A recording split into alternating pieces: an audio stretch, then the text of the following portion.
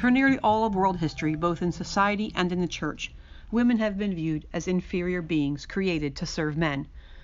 Until the last quarter of the 21st century, the language of the church was that of male superiority and female inferiority, when it was then changed to equal but different roles. But this equal but different roles is really a fallacy, because equality cannot exist in a culture where one's role is inherent to one's being.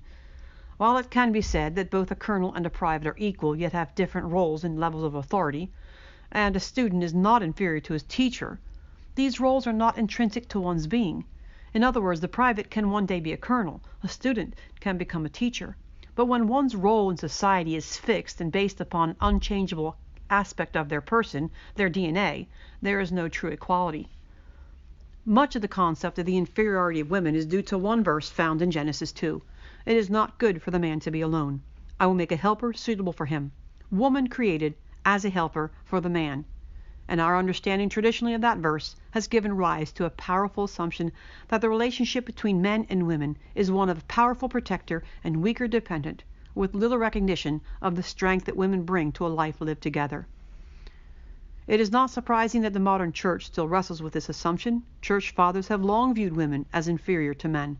Thomas Aquinas once wrote that woman is defective and misbegotten. He also spoke of the weakness of her nature, both of mind and of body, as the reason woman was subject to man. Many church fathers came to the conclusion that the only help a woman was to a man was for procreation.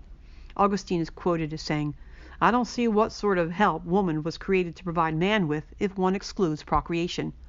If woman was not given to man for help in bearing children, for what help could she be? To till the earth together? If help were needed for that, man would have been a better help for man. Same goes for comfort in solitude. How much more pleasure is it for life in conversation when two friends live together than when a man and a woman cohabitate?" The creation of woman out of man is the climax of the creation narrative in Genesis 2. The woman was created to be an Ezer Kenegdo. After we look at this word, we'll realize that rather than being an inferior subordinate, the woman was to be a strong, powerful assistant equal to the man. The Hebrew word Ezer is one of 5 used for the word helper, and it's used about 20 times in the Old Testament, almost universally in reference to God's rescuing power.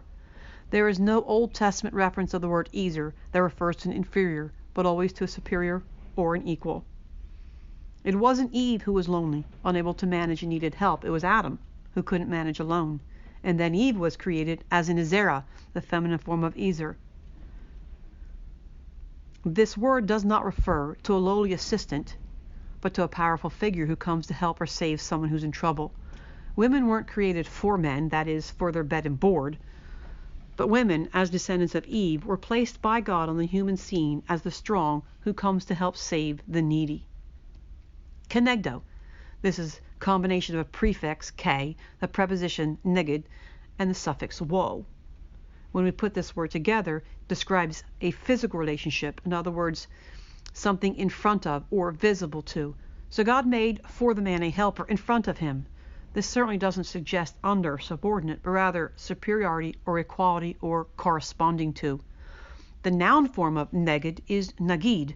This word signifies a leader, a ruler, a prince, or a king. It's the term used to describe David's and Solomon's role as ruler over Israel. So we see in this family of words no implication or insinuation of inferiority or subordination. And Genesis 2 doesn't reveal that the woman is inferior or subordinate to the man in her creation, nor is it implied in the text. The translator of the Septuagint also made sure to express this same concept of equality when they used the Greek word kata, followed by the direct object that signifies a horizontal relationship rather than a perpendicular direction. It is implying equality, not hierarchy. So both the Hebrew and the Greek text reveal the equality and similarity of woman to the man. The phrase Ezer Kenegdo reveals the role of the woman as that of rescuer with a strength corresponding to the man, equal to him. Nowhere in the creation narrative do we read that the duties of a suitable helper are different than, inferior to, or subordinate to that of the one she helps. Adam's plight was that while he remained alone, he was only half the story. The image of God in him, itself the imprint of the nature of God, yearned for the presence of a counterpart, without whom there could be no community and therefore no fulfillment of God's design. and Eve was created precisely to help him become with her the community of oneness that God had intended for both of them to be together. Only with woman is the man able to fulfill the mandate to fill the earth and subdue it and rule over the creatures. Only together can they fully represent the Godhead on the earth.